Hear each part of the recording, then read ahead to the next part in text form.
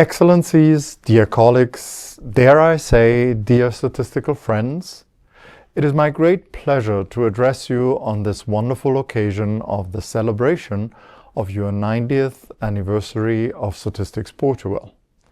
I gladly accepted this invitation, as I have, of course, very fond memories of my personal visits to your beautiful country.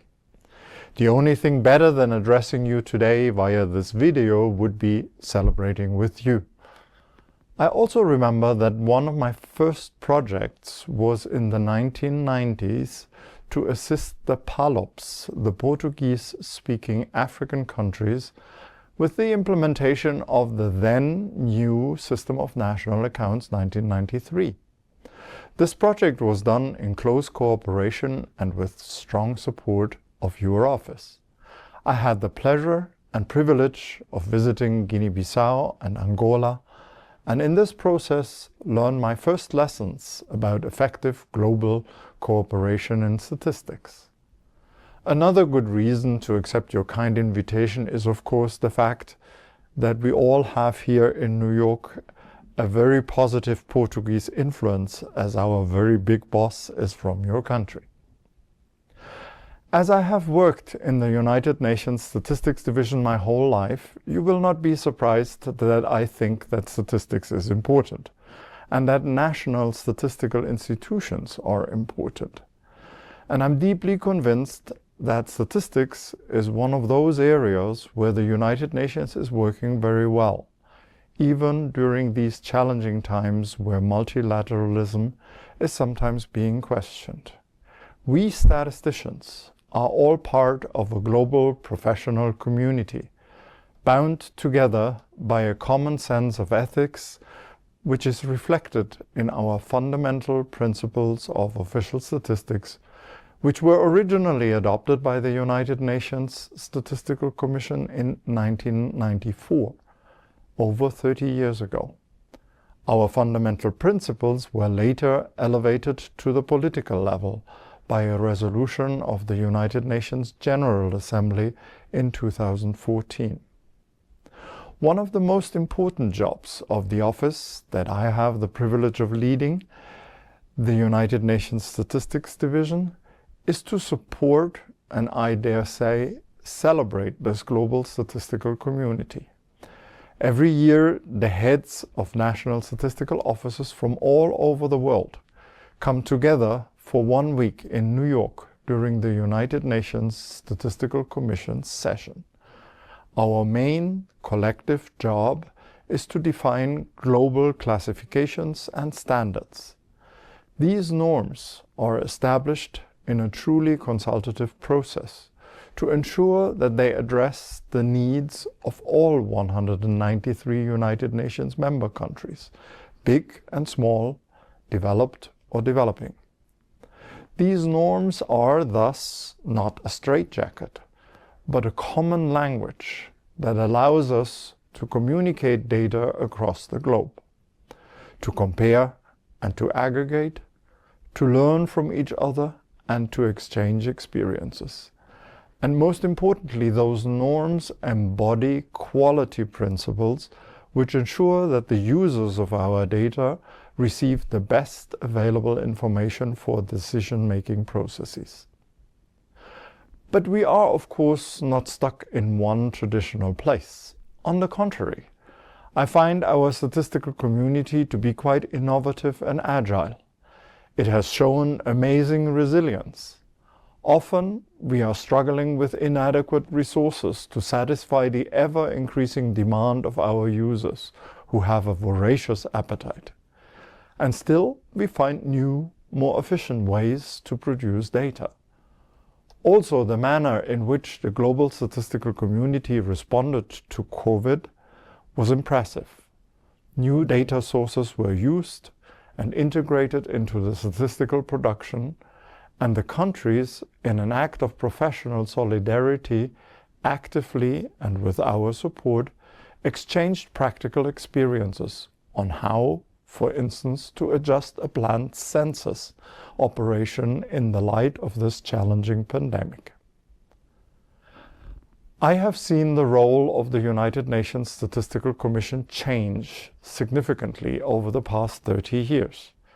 Many more countries, and especially developing countries, participate in the Statistical Commission sessions and participate actively. Many more topics are being discussed.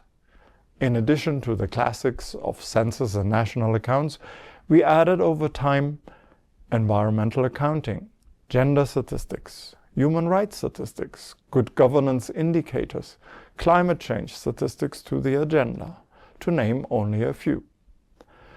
We have also opened our doors and invited relevant stakeholders and partners to the sessions. We recognize that we have to have an active user engagement and dialogue, especially as our user community has grown exponentially. In addition to our traditional government users, we now also have academia, civil society, the private sector, international investors, and international organizations knocking on our doors. High quality, internationally comparable statistics are the instrument with which societies and the international community can hold each other accountable, and as such, they are an important pillar for democracy. But even, and especially in this data-rich world, good statistics do not fall from the trees. They need to be invested in. We need to do a better job of communicating the value of high-quality statistics. National statistical offices are the quality guarantors of any national statistical system. In fact, national information system. We recognize that national statistical offices are no longer the only source of information. There are line ministries, academic institutions, the private sector, and of course the citizens themselves who produce and contribute big data every day. In fact, every second. And the notion of data has expanded tremendously. They are not only numerical. There is geospatial information, such as satellite images, which can be critical for the sustainable development of a country. Think of forest or coastal management. National Statistical Office have the new job to not only produce a numerical good, but to produce an important quality service. They have the expertise and experience to keep the national information system together, to ensure consistency over time and space, and to advise on whether a particular data item is fit for a particular purpose. And most importantly, national statistical offices ensure fundamental data quality. That is worth the investment. Making more informed and better decisions at the political as well as at the personal level is a tangible return to investment. Dear colleagues, the recent United Nations Statistical Commission in March this year was my 31st and last Statistical Commission session.